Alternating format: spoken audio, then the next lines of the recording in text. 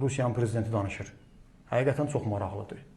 İbrət dərsi. Bugünkü müsəlmanları bax Qətəri belə vurdular ha. Deyir ki, ata bir gün evə gəldi, Vladimir Putin danışır. Oğluna deyir ki, oğlum, bu evdə bıçaq vardı, xəncər var idi. Nə oldu bu? Bir də onun qonşunun oğlu ilə əvəz elədim, saat aldım. Mən ona verdim qılıncı, bıçağı. Ondan saat aldım. Deyir, ata saata baxırdı ki, yaxşıdır, pis saat deyil. Amma oğlum, bir şey sən deyim. Sabah oğrular, cinayətkarlar gələrlər, atavı öldürərlər, anavı öldürərlər, üzr istəyirəm, bacıva təcavüz eləyərlər, onu əl uzadarlar.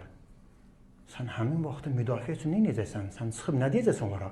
Deyəcəksən ki, axşamız xeyir, Moskva saatı ilə saat 12:30-dur. Saat nə dərdi edəcək həmin vaxtı? Müsəlmanların namusuna təcavüz edirlər Qəzzədə. Müsəlmanlar oturub Dubayda uzun tikdiyi binaları reklam edirlər. Dünyanın ən böyük saatı Dubayda falan yerdə vurulub. Dünyanın ən uzun binası Dubayda falan yerdədir. Ən üzr istəyirəm əxlaqsız çimərlik falan yerdədir. Ən yaxşı restoran falan yerdədir. Nə olsun ki?